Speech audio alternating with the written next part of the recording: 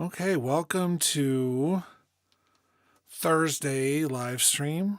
Today we're going to be talking a little bit about the latest Logic Pro update 11.1.2 and also maybe just having a good conversation and see what other bugs people are experiencing and if we can verify and work together, figure out ways around them or just ways to support each other as Logic users.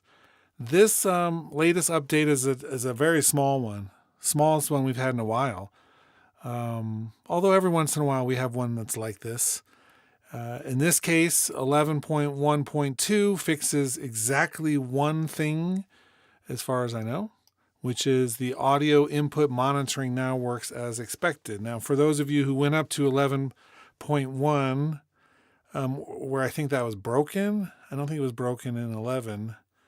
But in 11.1.1 maybe. Anybody who's watching, let me know if you know exactly when it was broken. But certainly since the last version. So that would have been 11.1.1. And it made it so that the auto input monitoring just didn't work.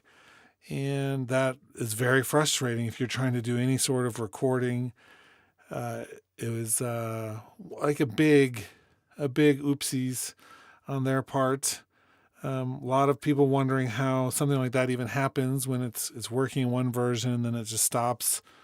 If you understand coding and programming, obviously that stuff happens and is connected to some other feature that they were changing. In my opinion, one of the biggest problems, of course, was the timeline of that, because it became immediately clear that it was an issue when 11.1.1 was out. That was 3 weeks ago. And we just got the 11.1.2 update 3 days ago. So that's weeks and weeks. Well, weeks, not weeks and weeks, but weeks of time when it's a non-functional feature in Logic. And that's, I know that sometimes we can't always just complain about these features over and over and over again, but it's really tricky when we have these features and everybody knows it's broken, and then it takes more than several weeks to get them fixed. So, don't jump on the new update wagon is what the simple answer is. However, if you were somebody who purchased a new computer in the past 3 weeks and was excited about Logic, it's not like we have the option to always go back to a previous version. So there are people who purchased Logic and had that problem without any ability to change or control it. Hey, Plastodon in the chat.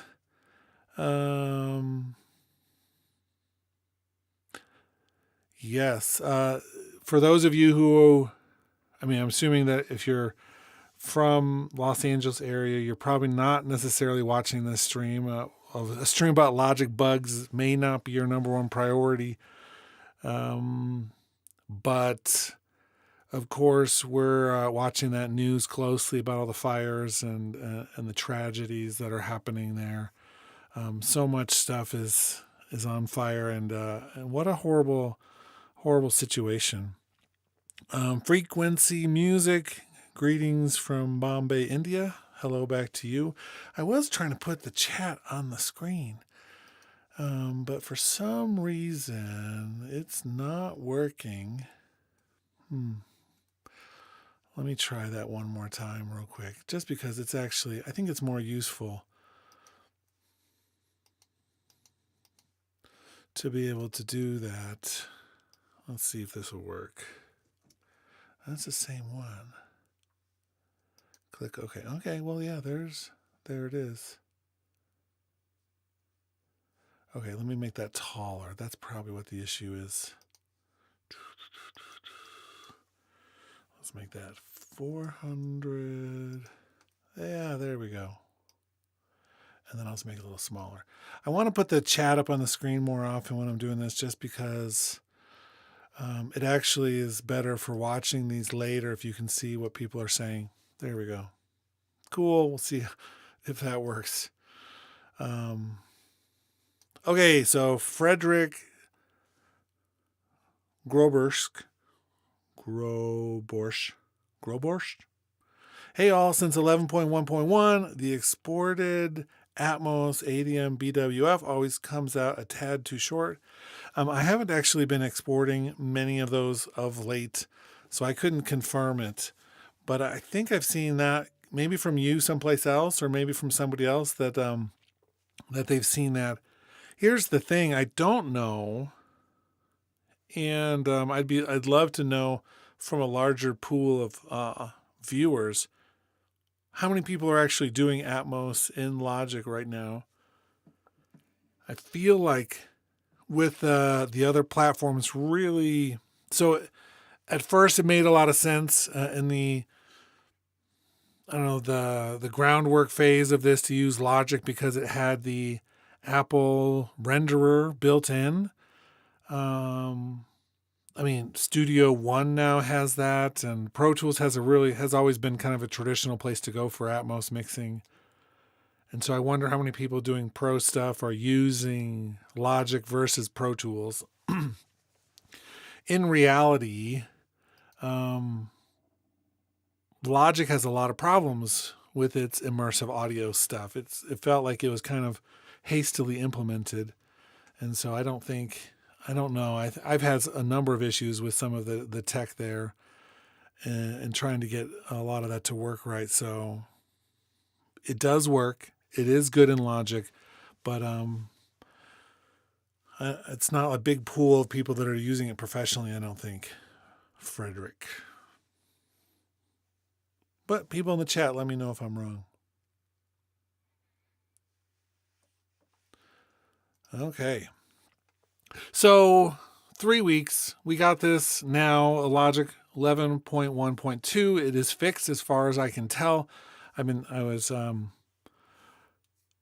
just installed it. I was waiting to see if anybody else had said, wait, don't install 11.1.2 this week because it breaks something else. But it looks like it just did the one fix and nothing else is different. So if you were mostly okay on 11.1 and 11.1.1, then it looks like 11.1.2 is indeed safe to install for the moment, and it fixes the audio, the auto input monitoring, which was so frustrating. I was doing a little bit of working in the past couple weeks on this, and it's annoying when a feature like that is just totally broken. But we did it. I don't know. I'm curious to know. I feel like in terms of being agile, this is one of the issues we run into with Logic. Now, most people who use Logic on a regular basis, we have lots of reasons to like Logic. This is not a bashing session on Logic overall. We're looking pretty small here with like a microscope at one of the aspects of Logic being owned by a massive company like Apple, where agility is not in the game plan. They can't just say, oh, that was broken. It would probably take, one of their programmers like 10 minutes to fix it, I guess. And then they could, recompile, do all that stuff and get it out there within 24 hours. And yet here we were, almost 3 weeks later.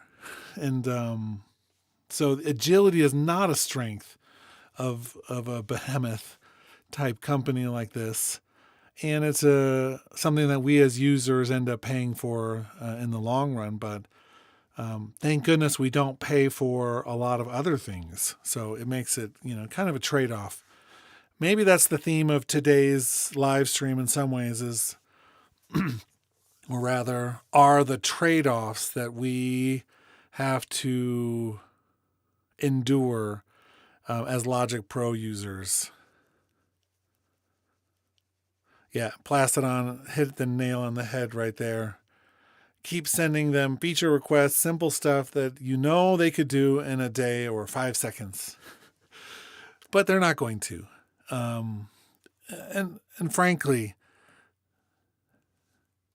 in terms of feature requests, right? Simple stuff. Unless there's an overwhelming wave of people who are constantly talking about it, it's not likely that one voice is ever going to change anything about their trajectory unless it happens to line up with what they're doing. And Plastodon, being that it's 20 years gone by and they still haven't done it exactly. That being said, people were noisy about certain things, about them being able to move the mixer channels around in the mixer. And they didn't even implement it as they could have. They still stuck to kind of their own playbook for that. But I know people were noisy in sometimes very public ways about that, and they kind of just took their sweet time, but eventually got to it.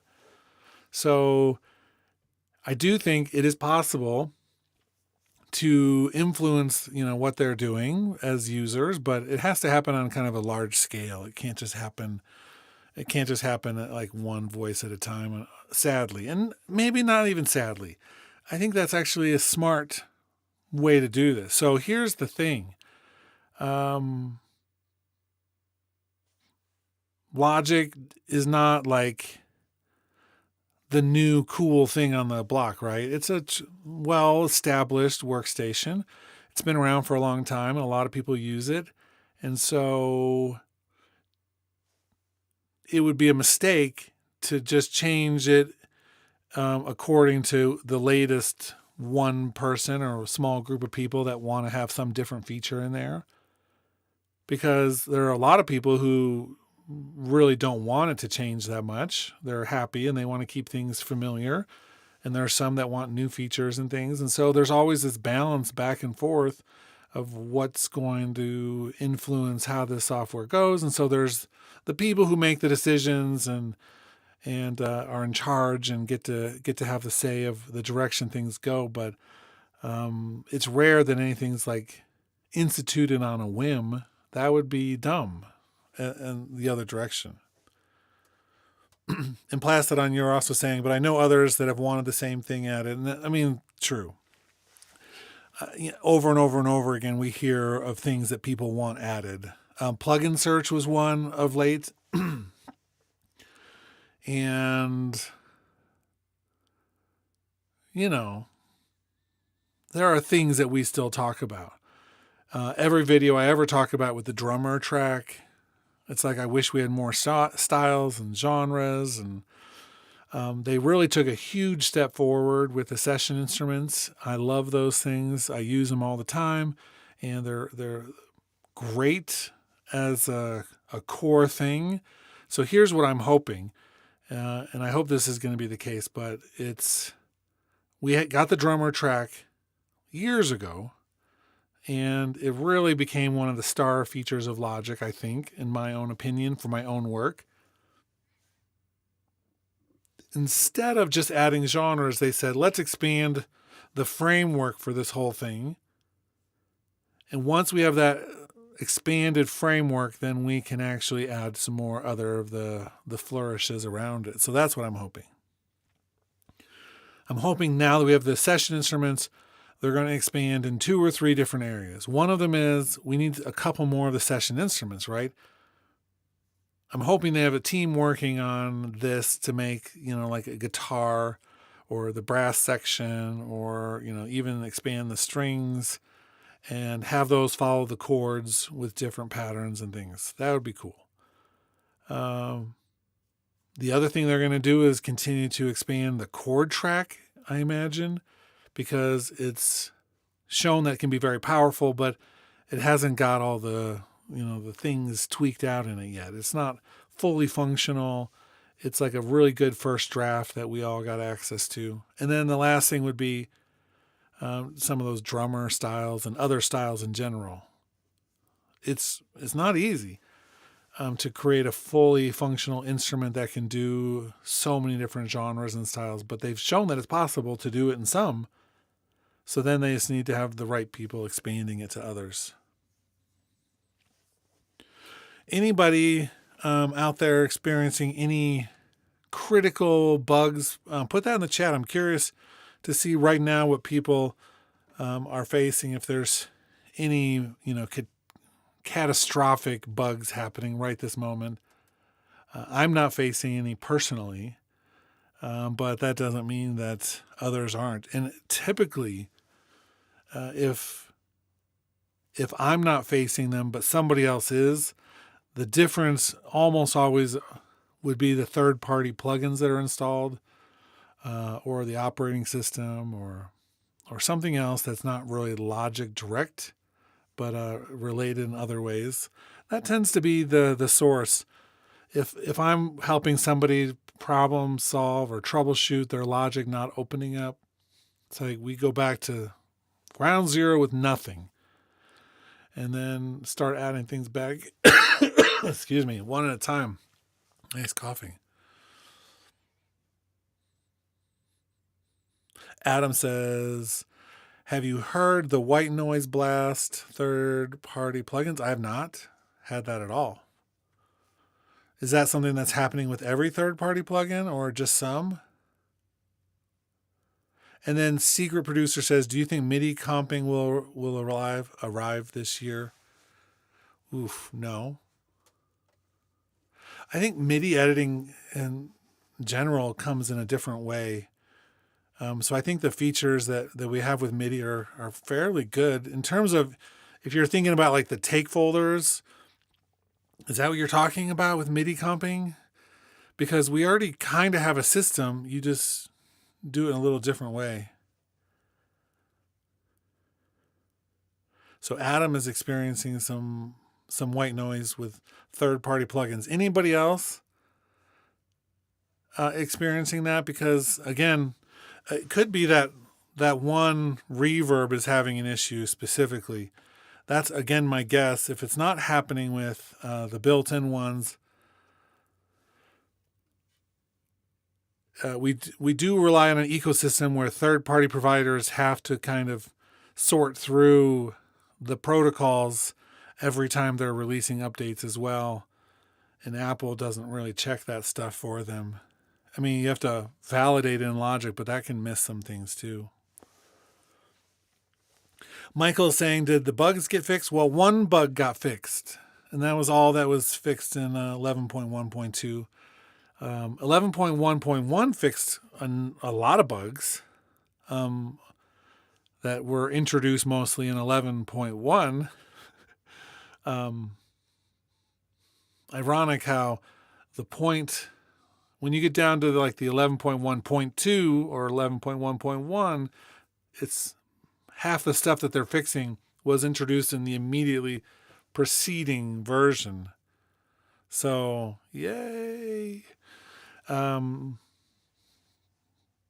Anybody who's using Logic professionally with clients and money-based pressure situations would never update to the newest thing the day that it's released anyway. There's just some of us that can't help ourselves. And so we get to experience all of the pain all along the way. That's the best part. Adam says, stopped using third parties plugins with the exception of UA and Waves. I really try to keep the third party stuff down to a minimum because that's where all the issues are. Sometimes there's third party things that you can't live without. Just getting over a little bit of a cough and cold, so try not to cough in the microphone too often. But the third-party stuff is where all the headaches come in. But there are certain third-party things that I can't live without. I use them all the time. And so I keep very carefully watching those ones. If any of them are ever said to crash the whole thing when they are updated, then I try to stay away from them. But I have a pretty good grasp on which ones cause the most issues most of the time. And so it's easy to track the internet and see what people are experiencing with the majority of plugins because if you're using ones that everybody else are using, then people are going to have the same issues. We make videos, we talk about it, and so forth. But there are certain plugins I never use anymore. I don't use anything from Native Instruments. that is an issue time and time and time again, and I'm just done dealing with that. I still use waves, but I've narrowed down how many I use. I get tired of paying for the updates every year, but there's some of the things I do with waves are very useful, and so I keep it going there. I don't really like the UA stuff personally. I don't use one of their interfaces. I try not to use their plugins.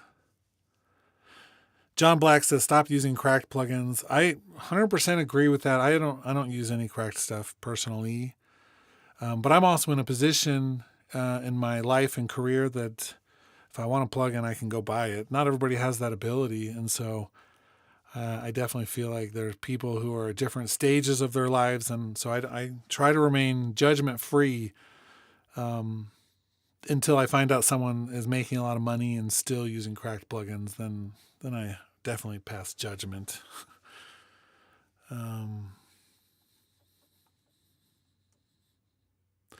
Adam's talking about the Neural DSP for guitar amp sim. Cool. Those things. I mean, seriously, most of the time, the bugs you face are from third-party things, and that's because there are other people relying. You're relying on other people's programming and design, and they don't always line up with what Apple wants. And there's not a lot of communication back and forth, and so forth. So John says Studio 1.7 is much more, I'm assuming you mean much more stable than Logic Pro 11. I don't know if that's true.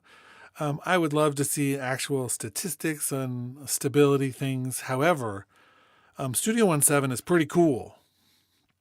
They're competing with Logic closer than anybody else right now, in my opinion. Somebody else is saying Ableton is much more stable than Logic Pro 11. True, maybe. I mean, you can say that, and I can think, wow, that sounds like it could be true. However, there are some benefits to Logic over Ableton still, that, in my opinion. I think some of the tools in Logic are as good or better than Ableton, and some of the things in Ableton are as good or better than Logic. The one nice thing about Logic is, of course, I haven't paid for a version of it since version 10 came out, and that's 10 years. So, and to be perfectly clear, Jira, or however that's pronounced, Ableton may be more stable than Logic Pro 11 for some people, but I have zero stability issues with my Logic Pro 11. I do a lot of stuff in there. I've been doing a lot of projects outside of what I do on YouTube, and zero crashes. So I find it very stable the way I have it set up, and so it's not a big deal. Maybe somebody who has a lot of third-party things is going to face some of those issues, but when you have it set up correctly and smartly, then it's not an issue. And I definitely agree with that last comment. It really is about what you prefer more than anything. That was my big experiment last summer. I was trying a bunch of different workstations because I was feeling a little bit burned out on Logic personally. And it's like I tried Studio One and Reason Studio, and I don't need to try Pro Tools. I use that all the time at the university. I've got Reaper, did some stuff in Reaper. I tried a lot of them. In the past, I've used Motu Digital Performer, and in the past, I've used Nuendo and Cubase. And now Nuendo is a workstation that I think it's great. It sounds great. I don't want to be paying for all the updates all the time. But sometimes you get what you pay for, and sometimes you don't get what you pay for. But for me, I just keep on coming back to Logic because I've used it the longest, and second longest to Pro Tools. And And I find it brings the most to the table that I enjoy. So I'm going to keep on using Logic until there's a reason to really switch out from it. And that's what everybody should do. Find the workstation that makes the most sense for you and use it. I only bash on Reaper users. They're the only ones. All the rest is cool. I've definitely seen a lot of, I don't even know, John, exactly which Pro Tools bash you're talking about because it happens on the regular around where I work. We have issues with Pro Tools at the university endlessly. So, but we teach it. We have Pro Tools certification at the university. We have it everywhere. I don't teach those classes, but I definitely have to work in the Pro Tools ecosystem. Let's see. Tom says, I tried switching to Logic Pro altogether from Ableton, but the live loops in Logic, not theirs compared to that. That's true. Logic is like a simplified version of the looping functionality of Ableton. And then you also mentioned the MIDI mapping and knobs is better in Ableton. Both of those things are true. If you need those two things, then you should stay in Ableton. There's no question. Brennan Wolf, yo. John Black, Ableton sucks. Cool. Adam says, I use DP, Cubase, Reason, Logic. Awesome.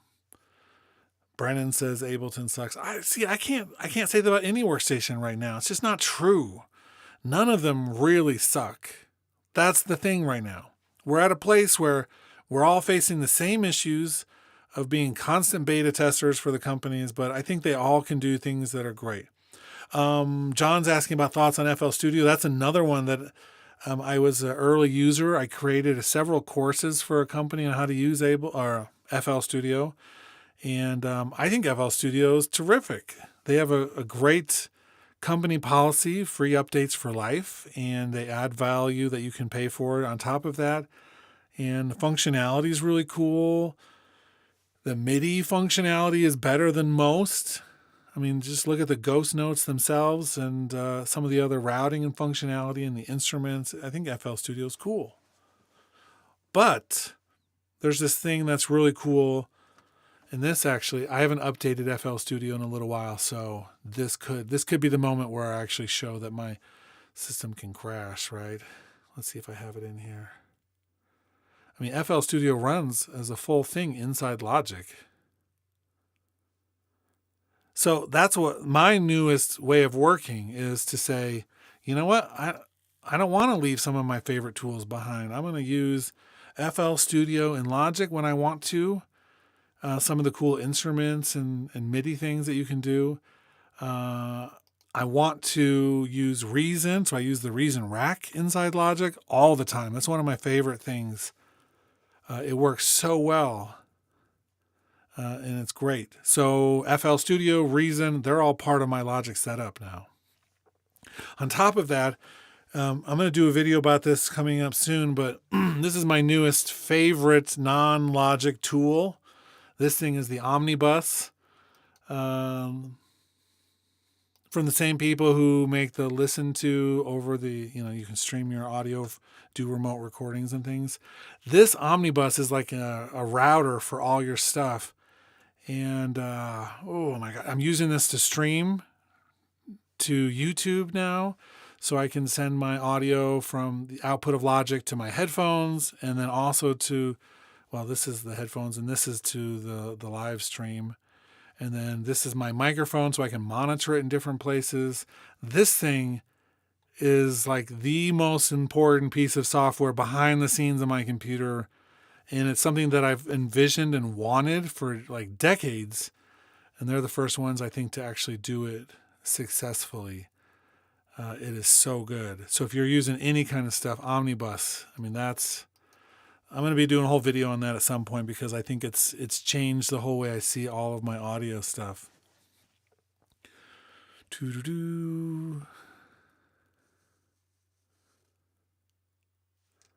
See, Ableton taking up his mind more than FL Studio. Adam says, so wait, when you say you don't use native instruments, you don't use Contact. No, oh my gosh, Contact is so powerful. When I did my first book as a professor, I wrote about sampling and, of course, Native Instruments. I talked to them. They gave me all their stuff. I like incorporated it into the book, all that stuff. But over the years, it was so hard to keep things. It's like I wanted to do this channel where I talk about Logic Pro on YouTube and keep it updated. And one of the biggest parts about my channel are talking about the updates. And that stuff just is like sludge. They're like, you need to wait like 6 months to update, or otherwise it'll crash. So I don't deal with it. And I can do almost everything now. The sampler inside Logic, all of the sampling tools inside Logic are now, in my opinion, the best set of sampling tools in existence. They're so good. They're comprehensive. They do everything you need to. You can tie it in with the scripter MIDI effect plugin. You can do pretty much anything in terms of sampling inside Logic. And then when I use orchestral things, I use East West because their Opus system, I think, is really great and reliable, and we haven't had that many issues with it.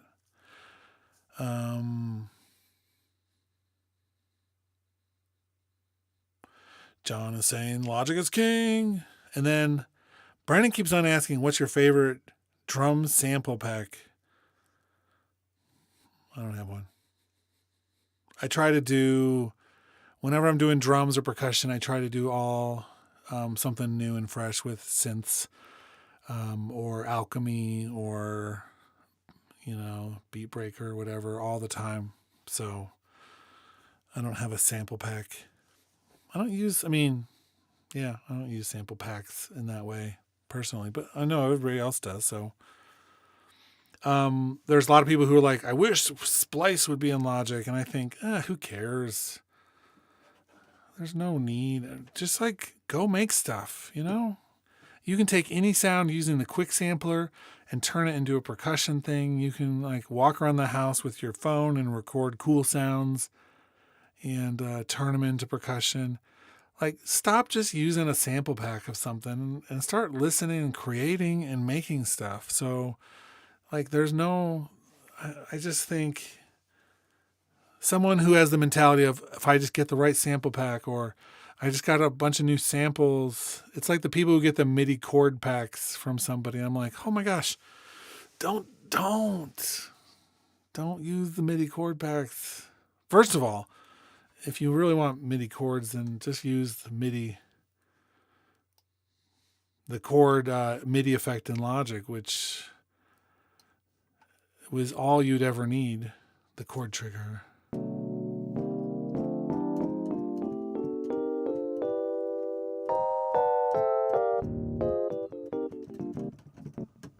Right? Who cares about a chord back? But it's like we have all the tools. You have all the tools to make all the stuff. You don't need somebody else's content. You just need to learn your tools better or more effectively. That's right. Go make stuff. The Compton Food Critic says message retracted. Sweet. Oh, I see. I see no update for my Logic Pro. I checked. Which one are you on? Are you on 11.1.1 or what are you on? Placidon says, people that use Splice keep getting sued. Just make your own sounds. I agree. And now that, seriously, if you want to spend money, if you're dying to spend some money, go get an iPad Pro and run Logic Pro on it and record straight onto that thing as you walk around. But a Zoom recorder works. It's nice not to have to do it, but I don't know why you wouldn't see an update if you're on 11.1.1. It popped up right on mine. I finally updated yesterday to it. Make sure you click on the actual app and click all the buttons there. Tony Tron says, Can you drag and drop MIDI from FL Studio to Logic Pro? I do not believe so. I don't think so. I think that they're using some sort of fancy wrapper. And by wrapper, I mean like a software coding wrapper for that. But I will tell you, I don't think so. I would be so shocked. Let me think. How would I even...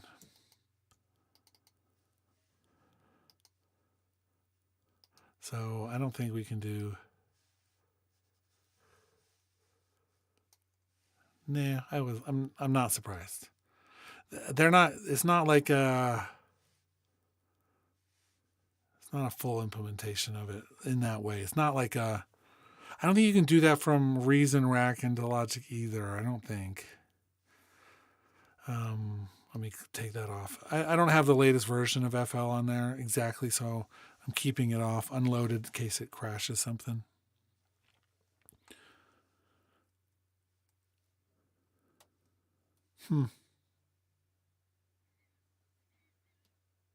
Well, that may be a call to Apple support or something then. The Compton Food Critic.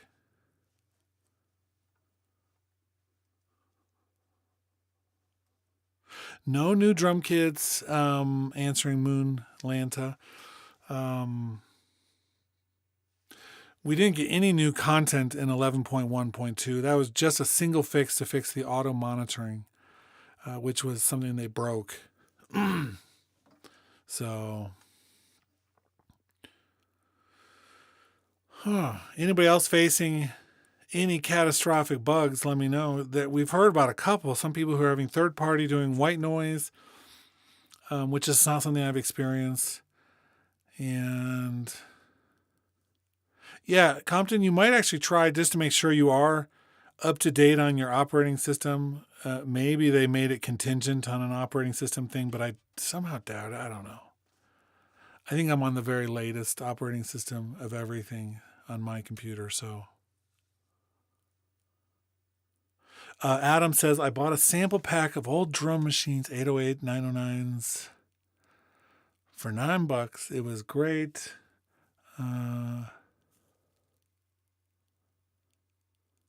Yeah, I mean, we do have all the 808s and 909s in Logic already, sampled versions, but for those, let me see if I have them turned on right now.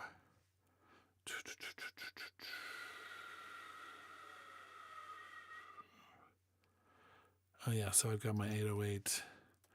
I go to the source for the 808s. I use the Roland approved ones because they didn't just give us samples. They actually used their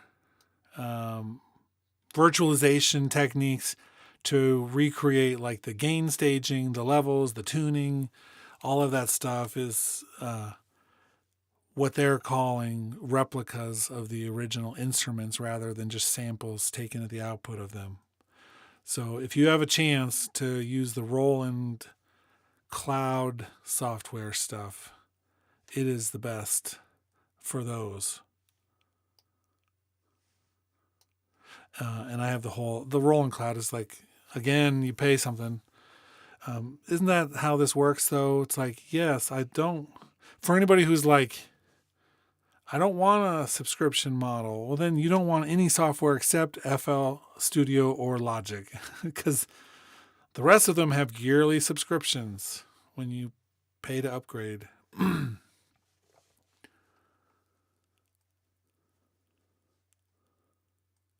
Let's see. Tom Foolery says, I've had issues with Logic Remote not controlling the right channels. You move channel 3 on the remote and moves channel 9 or such. Well, I don't have my iPad in the room right now. But I bet you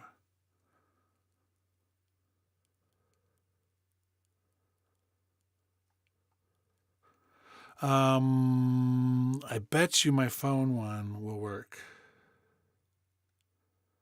Let's see if I have it installed right now. Because we could test that out. Maybe I don't have it on my phone right this moment. That would be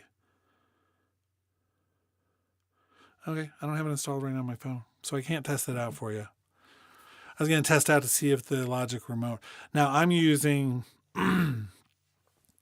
the Panorama Nectar CS12, and I've got an Icon Platform M+. So I've got 9 faders on one device, and then I've got the channel strip CS12, and both of those are here. So I've stopped using my iPad for most of any control surface stuff. It's nice to have actual faders and knobs to touch.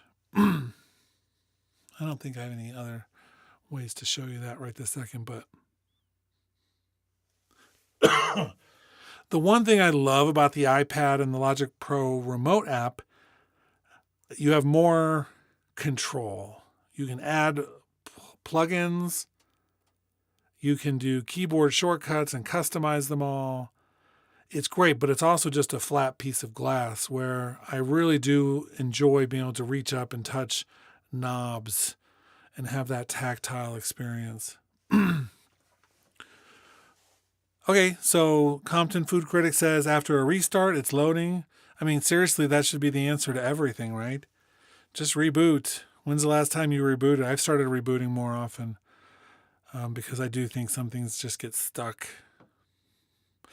We're not just facing this Logic Pro ecosystem where they're adding things and it's messing up other things, and we're kind of endless beta testers. We're also using the operating system from Apple, and if they work the one way with the one software, they're kind of working that way with the other one. So it's a battle.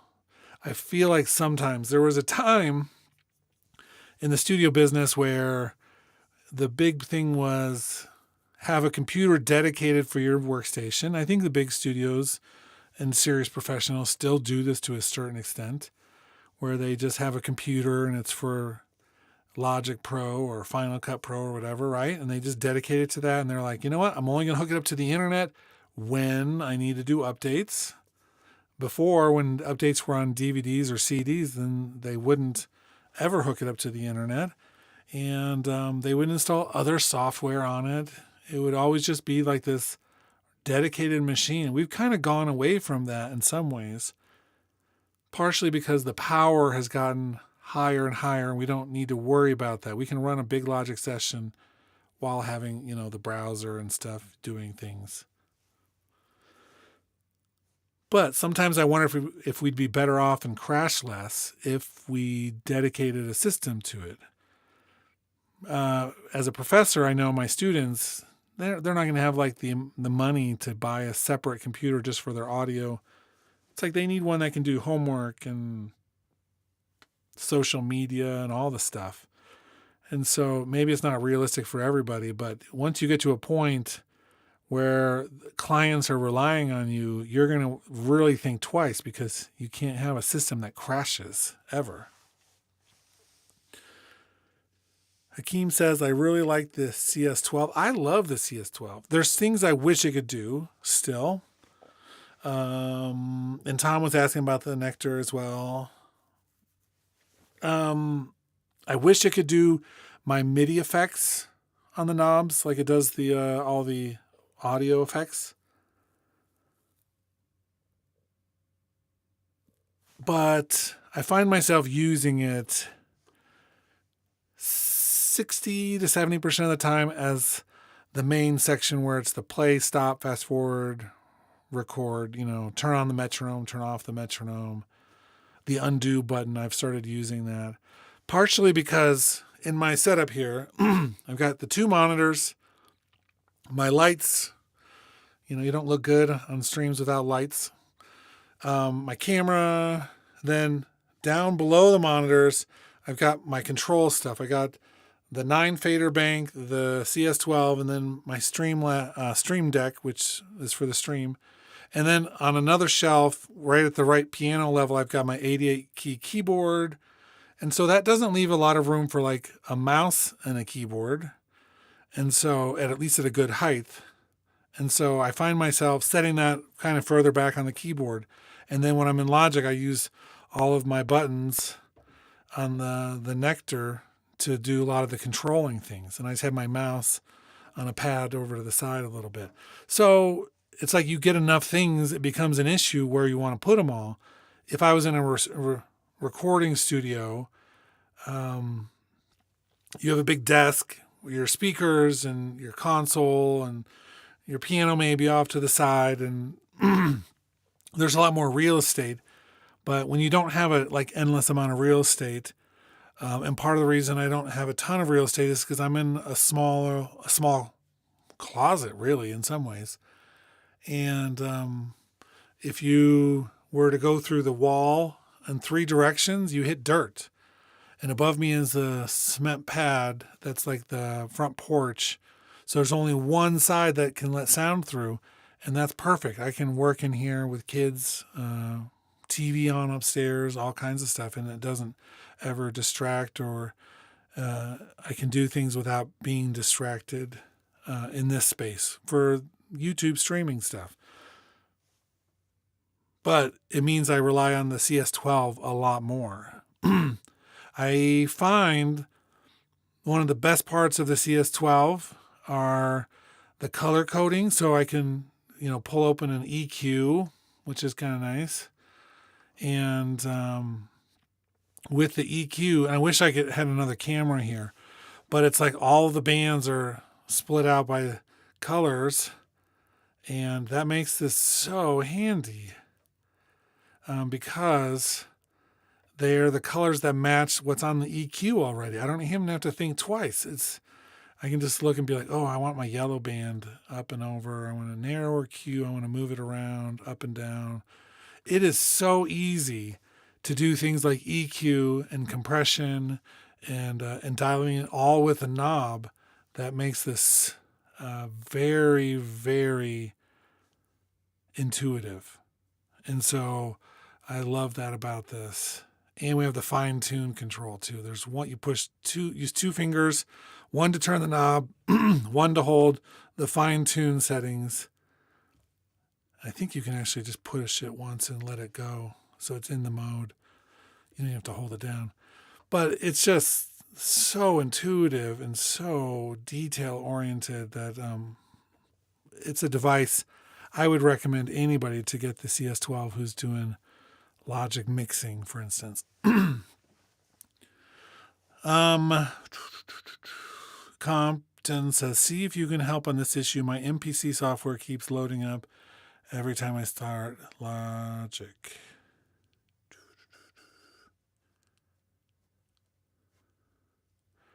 I mean, is the MPC stuff is it like a plug-in inside Logic? Is it I'd be interested. I don't know how you have it set up exactly, so I don't think I can help you directly without seeing it, but Tom Foolery says, did you ever try the X-Touch Behringer units? I have the X-Touch one as of now.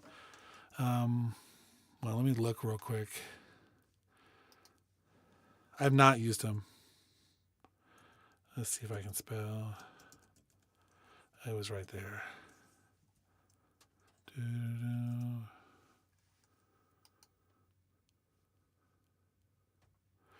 I'm curious. No, I'm not. I've never used them, as I said already, but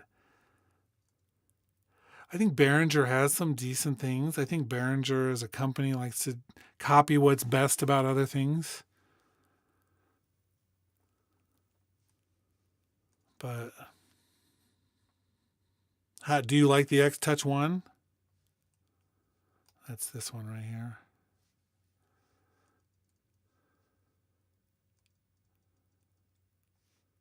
So some people would say the jog wheel would be a huge benefit. Now, because I have my Platform M+, I'll show you the Platform M+.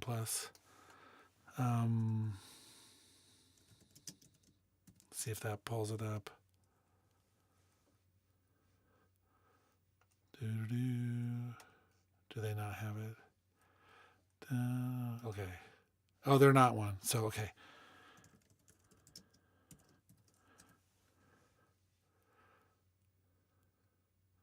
It's like this one maybe, but I don't have. It's like one of the older versions. I don't have the one with the board on the top. So mine is similar to this. This is an expander. I don't have the little screen at the top. I just have this one, but it has a jog wheel on it. So I have the jog wheel for that. You have a jog wheel option on the CS12, but you have to like hold a button and move something else. It's not necessarily intuitive, but it's pretty cool. Let's see. So if the plugin is inside Logic and it's pulling it up every time, then it's... I have something that does that as well. What is it that I have that does that? I can't think of it right now. Maybe I used to have it, but I turned it off because it was so annoying. I couldn't find a way to get it to actually stop loading up every time. And so I just like deactivate it when I don't use it. That was my answer. It's probably not the best one for you. Do you like to help me recording background vocals? I'm doing a cover song. Woohoo! Nikki, you probably want to get a singer for that. But I'm doing this. I'm going to be making a new video. I use quite often the Dreamtonics. Let me pull this up. Vocal Flex, which I love. And this is the thing that lets you morph vocals. So you can just like duplicate your track and put this on there, and you can change the voice so it sounds different. Well, there was 2 different techniques that I was finding for making the voice not sound exactly like the original one. One of them was using the groove track and groove tracking the second voice off of like the drums or something. Which normally would make the voice sound a little weird as it got time compressed and expanded. But because it goes through Vocal Flex second, and this is for everyone who's watching a third-party plugin, this is not a Logic thing. Because it does the time expansion first and then through Vocal Flex, this actually like resynthesizes the voice, and so you don't get all the time compression expansion artifacts with it. It just makes it sound like the person singing just close, but not exactly with the original. Really cool technique. And Bjorn says they can help you, Nikki. Sweet.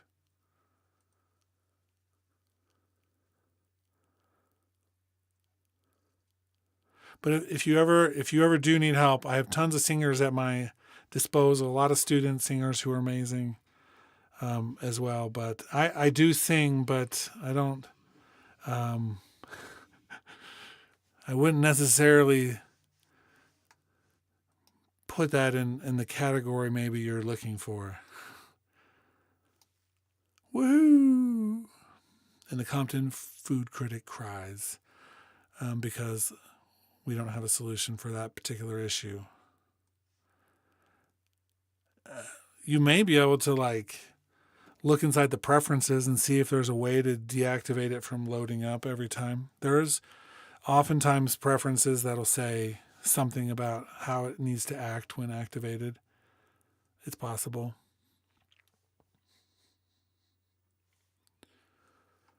Good conversation today, everybody. We've got about 15 more minutes. What should we talk about? Let's see. Plastidon says, why won't they add follow track record? Such a simple thing that would help speed up workflow. Tell me exactly what you're looking for in that feature, Plastidon. I want to know more like what your thought process is.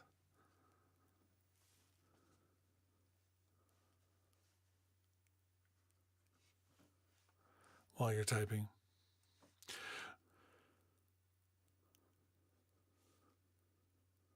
Let me see if I missed any other comments.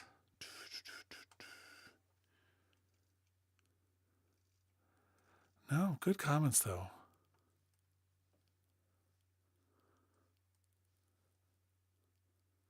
Oh yeah, that's already saw that one. Okay, cool.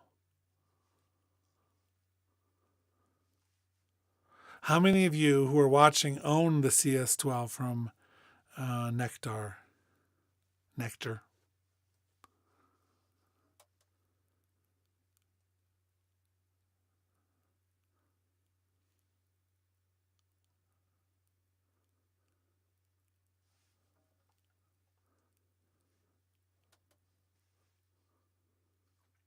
Okay, so Plastodon says, so let's say there are two tracks.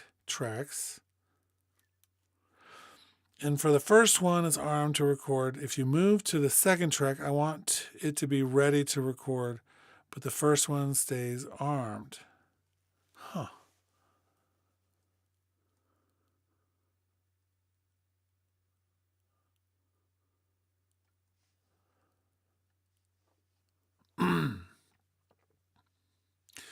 Dr. Voodoo. So they did mess with, I'm thinking about that, Plastodon. Dr. Voodoo, they did mess with the way input monitoring behavior has been working, and it's better now. The goal, of course, has always been, and let me go up here to my audio tracks here. We'll just make a couple of these, right? Or maybe even with instrument tracks. So part of this, for me, I think this is kind of the root of it. But right now, if I were to, let's see, let's just put a vintage electric piano on a few of these so I can, and we'll do piano and then bass. Right, so say I've got the session. Let's turn off the chord trigger. Right? So that's kind of the way we've always worked. If you can select a track and it would work. And then we put the record arm on. And I select the other ones. And this is the new way. So now I can select other tracks and do things, but only the record armed one with the input monitoring was working. That's how I've always wanted it. And it wasn't always like that. For a while, it would be that if you had one record arm, you select another one, both would do it. And I think that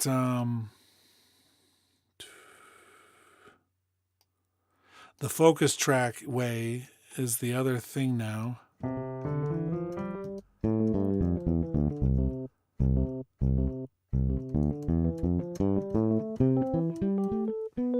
Oh, I got to turn off this. I put vocal flex on. That adds an insane amount of delay, by the way.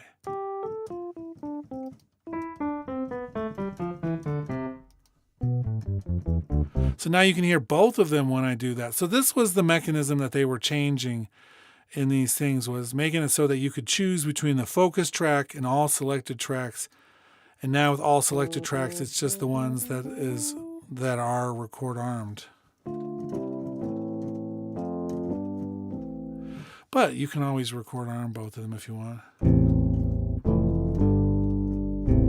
Right? So when they mess around with features like this, it invariably has the potential to break something else. And so that's the issue that I think this is the source of the thing. This was the thing that got changed after 11. And now we're just dealing with some of the repercussions of people messing with code in places, if that makes sense. So Plastodon, 2 tracks. First one is record arm. If you move to the second track, you want it to be record. That is how the other way works. Technically, it's just not if you go to a third track. But for 2 of them, it would do it that way.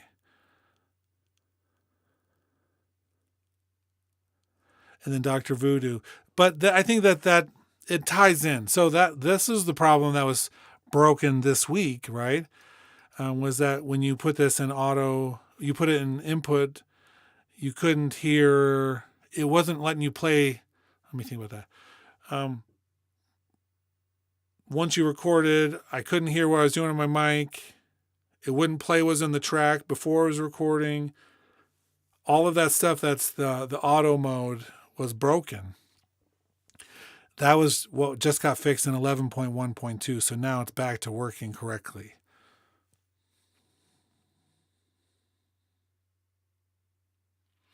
Again, I'm just going to do this with MIDI for a second. Going to Plastodon's comment.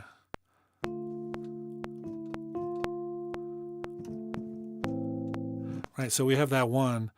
If I put this back in the other mode for a second, how we do? We got time, yeah. The focus track. I can't remember.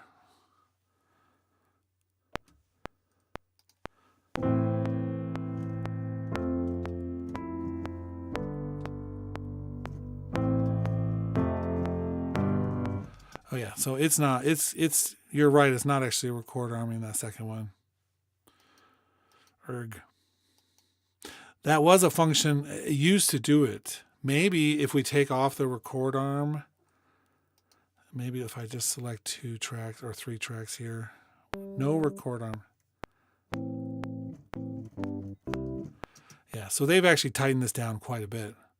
If you look over at the left side of it, this is the actual, when there's no selection of the record enable, and you don't have it set to the all tracks selected, this is actually the area that will decide which one is being recorded into, that little gray box to the left of the track header. So I don't think we can select multiple of those ever. It's just one at a time. But that's what that little gray box there means. Yeah. One nice thing, and I'll see if my icon is actually hooked up right now. I don't have it turned on. Now it's turned on. One nice thing about having a control surface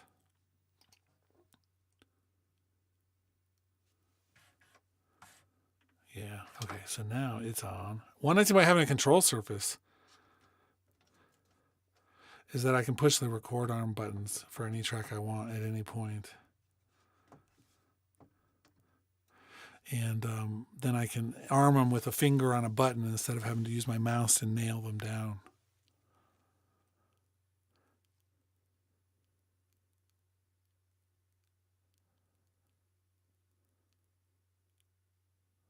Yeah.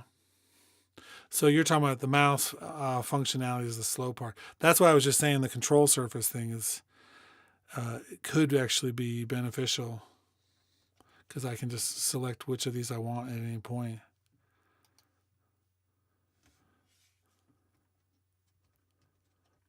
These ones, it's only letting me do one at a time with the recording, the audio ones, but that's because they all have the same input. And so I believe that if I were to set those all to be different, then it would be a different story. Yeah, so record on one. Let's throw in the bass.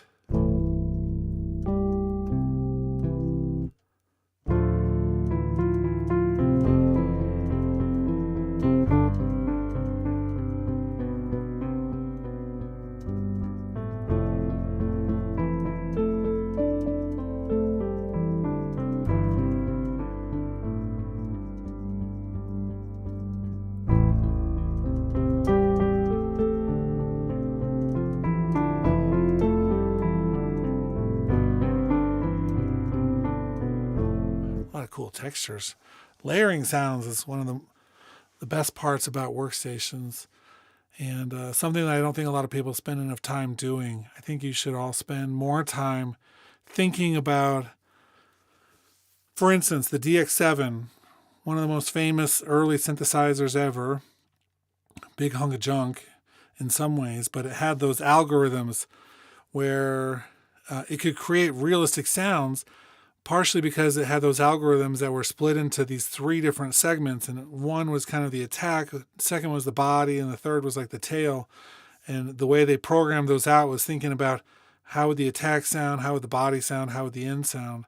And instead of sometimes just using one instrument, think of the sounds you want to make in terms of the parts of the sound. Like, what would be a cool attack to a sound? What would be a cool middle to a sound? What would be a cool morphing out to the end of the sound? Put those all in separate tracks or into a track stack And you can create like this whole new world of instruments that aren't naturally in and of themselves existing, but you can think of things differently. Don't think of it in terms of, wow, alchemy. What can I do in alchemy? What can I do in the retro synth? What can I do in the vintage keys? Think of it as, what is my attack? What is my envelope for this sound? What do I want it to be over time? Then you can really build some creative things with it. Plastinon's talking about the M1, which is a really revolutionary instrument. It's great. I think I have one of the Korg emulated plugins someplace sitting around. I don't have we have an M1 on campus, but I don't have an M1 at home. Bjorn is talking about hundreds of layered instruments and contact patches. Exactly. I do think if you are interested in something like the DX7, this is a cool, where are you? Kira Q-Tech. This is the best way to perform the DX7. This is a DX7. Now that DX7 has fallen into open source, essentially, people have been releasing versions of the DX7 that are all like code perfect because it's not protected anymore. And so this is a DX7 clone software. It's really an iPad app, but it's one of the iPad apps that can work both in on the iPad and in Mac OS. It cost me like $5, and it's a perfect clone. It's so great. I don't know. I think I need to reload.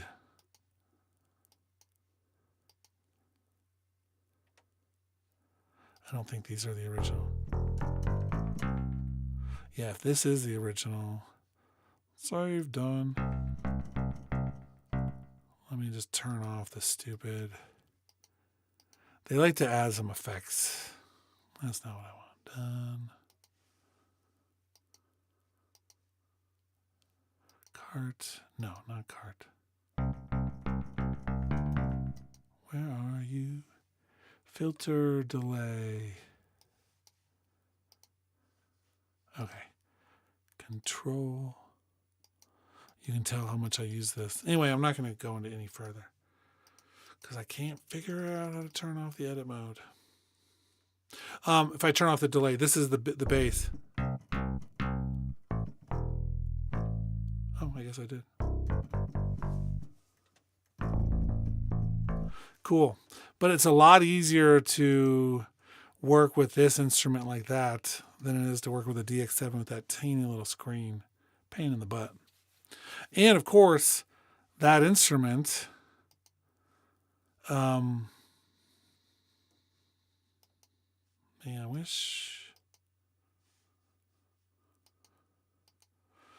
it's having some issues. Maybe I need to update it.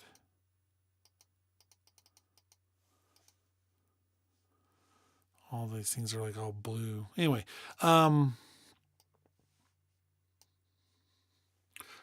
cool.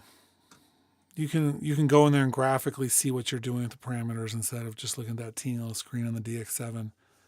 DX7 was a preset box essentially in the end because nobody could program it worth a darn. Well, we are running up to the end here. Any last thoughts before we pull the plug? Let's see. Hakeem says I had a Tascam VS 1880 8 motorized faders that integrate with Logic, but they never released a 64-bit driver. Yeah, isn't that the way of that's sums up the industry in one simple statement. Oof, something that didn't get updated that now somebody is shedding a tear over. If I had $1 for everything that I've used over the years that I wish had been updated or rethought or creatively enhanced, instead I've spent my whole life embracing what's next because it's too hard to be nostalgic all the time for things that have passed. That's the life of a Logic Pro user. Always looking towards what's next, because you can't count on what's there to be there in the future. I think of the same thing as for a lot of software. I can't tell you how many times I've gotten a version of Pro Tools where they bundled some software with it, and then I go look at what's bundled with it now, and none of those things are there anymore. And so it's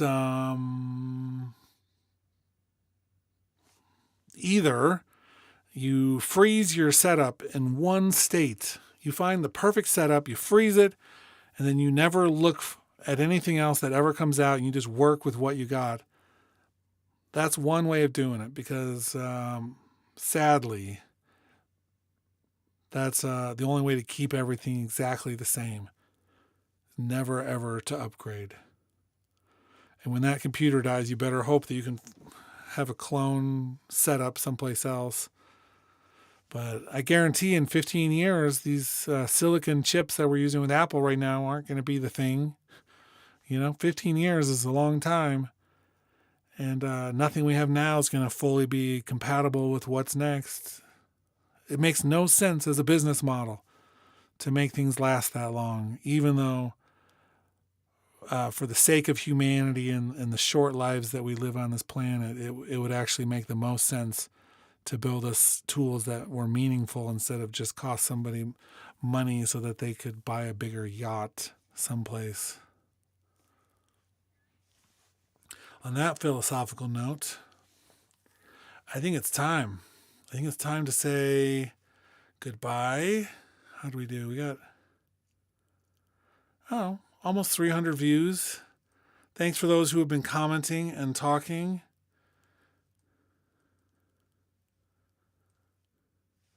I think we'll pull the plug. We're going to be starting regular live streams starting next week. I'm going to be posting some stuff up about that. But we're doing some new things in 2025 on this channel.